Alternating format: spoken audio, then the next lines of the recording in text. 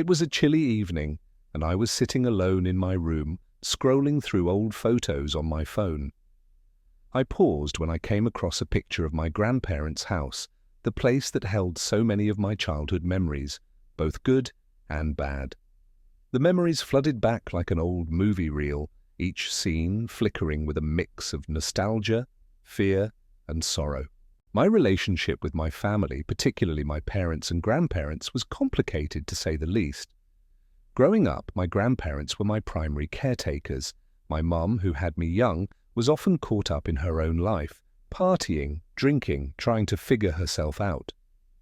She would drop me off at their house whenever she needed a break or had plans with friends. It was supposed to be a safe place, a place of warmth and comfort. But as I would later come to realize, it was anything but. The truth is, my grandpa had a dark side that shadowed those years. He was a heavy drinker with a temper that could flare up at the slightest provocation. His anger was like a ticking time bomb, unpredictable and explosive. I learned early on to tread lightly around him, to keep my head down and stay quiet. My mum, she knew about his violent tendencies. She had spent years trying to protect my grandma from his wrath, often stepping in to stop their fights. I would hear bits and pieces of these stories, enough to know that when my mum was young, she was the one who had to play the peacekeeper, breaking up physical fights between them. Despite all this, my mum continued to leave me there.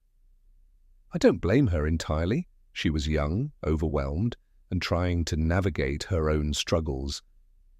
But knowing that she was aware of the danger made it hard for me to reconcile why she still thought it was okay to leave me in that environment. I guess she trusted that I would be safe. Or maybe she just hoped things would be different for me. Whatever the reason, the reality was that I often found myself in the middle of their chaos. One of the most vivid memories I have is from a late winter night. It was freezing outside, and I woke up with a dry mouth. I crept downstairs to get a glass of water, but the sound of distant voices and music caught my attention. It was Christmas music playing softly from the living room, setting an eerie backdrop for what was about to happen. I was only 7 years old then, but even at that age, I could sense when something wasn't right. I glanced around and realized my parents weren't in their room. The noises were coming from the basement. I hesitated, my little heart pounding as I opened the door to the basement stairs. The voices grew louder, muffled sounds mixed with rhythmic thumping. I walked down a few steps and froze, my eyes widening at the scene before me. There, in the dim light of the basement, I saw my grandpa and another man who I recognized as Rob, a neighbor who was often around. My mum was there too, but what I saw them doing didn't make sense to my young mind. I just knew it was something I shouldn't be seeing. My mum was on her knees, my grandpa was next to her, and Rob was, well, it was all too much. I didn't understand what I was witnessing, but I knew it wasn't right. I felt scared, confused, and completely out of place. I turned around and ran back upstairs, my tiny feet pattering on the steps as I tried to make sense of the scene. I crawled back into bed, pulling the covers over my head, but I couldn't stop shaking. The images replayed in my mind, but they were like pieces of a puzzle that didn't fit together. The next morning, my mum woke me up as if everything was normal. She made breakfast, just like she did every day, her voice cheerful and casual. But I couldn't shake the feeling from the night before. I finally blurted out, "What were you doing in the basement with Rob last night?" I remember the look on her face, a flash of panic, followed by a forced smile. My dad, who was sipping his coffee, froze as well. They exchanged glances, the kind of look that said they were caught off guard. My mum quickly brushed it off, saying, "We were just playing. You shouldn't be wandering around the house at night." Even at 7, I knew that whatever they were doing wasn't just playing. It felt wrong, and I didn't know how to articulate that. As I grew older, the pieces slowly fell into place. The realization of what I had witnessed hit me hard when I was a teenager. I connected the dots, understanding that I had seen my parents engaging in something that was deeply unsettling and inappropriate.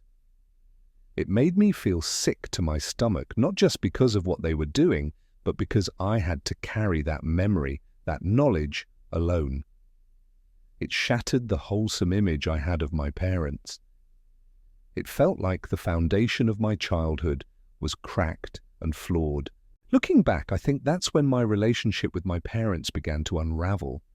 I started to see them differently, not as the protectors they were supposed to be, but as flawed individuals who made choices that left lasting scars. My grandpa continued to be a presence in my life, but the more I understood about his violent tendencies, the more uneasy I felt around him. I couldn't shake the fear, the dread that something could set him off at any moment. There was one time when my grandpa got in my face, screaming about something I can't even remember now. He was so close that I could smell the alcohol on his breath, and I could see the veins in his neck bulging as he yelled. My grandma tried to intervene, but he shoved her against the wall, the sound of her body hitting the plaster echoing in my ears.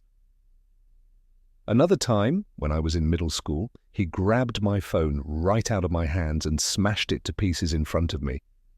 I was left standing there, stunned and helpless, feeling a mix of rage and sadness that I couldn't express. The verbal abuse was constant, a low hum of hostility that filled the house. The threats, the yelling, it all blended together after a while, a toxic environment that I couldn't escape. I often wondered why my mum continued to leave me there, why she didn't protect me from the man she knew was capable of so much harm. I think she was caught in her own cycle of trauma and dysfunction, unable to break free or fully recognize the impact it had on me. As I entered my late teens and early 20s, I tried to distance myself from my family. My relationship with my parents, especially my mum, became strained. We spoke, but there was always an underlying tension, an unspoken acknowledgement of the past that neither of us could fully confront. My dad was mostly absent, more of a shadow than a presence in my life. He rarely spoke to me, and when he did, it was often to criticize or compare me to my mum in ways that stung deeply. I remember inviting him to my wedding, hoping that maybe, just maybe, this would be a chance to mend things. But he didn't show up. It was a slap in the face, a reminder that I wasn't a priority to him. The last time I heard from him was during a social media incident where he posted about a suicide attempt, which turned out to be a cry for attention rather than a real threat. It messed me up emotionally, and I decided I couldn't keep opening myself up to that kind of hurt. Now, at almost 28, I'm at a point where I've had to set boundaries. I've had to come to terms with the fact that I can't force a relationship with my parents if it's going to bring more pain than healing. I've forgiven them, at least in the sense that I've let go of the anger. But I'm still working through the hurt, the lingering feelings of abandonment and betrayal. I often think about how things might have been different if my mum had made different choices, if she had prioritized my safety over her need for freedom or escape. But I also understand that she was doing the best she could with the tools she had. I don't hold it against her anymore, but it's still hard to forget. My faith has been a guiding light through all of this. It's what kept me going when everything else felt like it was falling apart. I found comfort in knowing that despite everything, I wasn't alone. I had a strength within me that came from something bigger than myself. It's that faith that has allowed me to move forward, to build a life that isn't defined by my past, but shaped by the lessons I've learned. So here I am, sharing my story not because I'm looking for sympathy, but because I hope it can resonate with someone else who's been through something similar. We all carry the weight of our past, but it doesn't have to define us. We have the power to create our own paths, to find peace and strength even in the face of the most difficult challenges. And that's what I'm striving to do every day, finding my way forward, one step at a time. I shall see you. Here,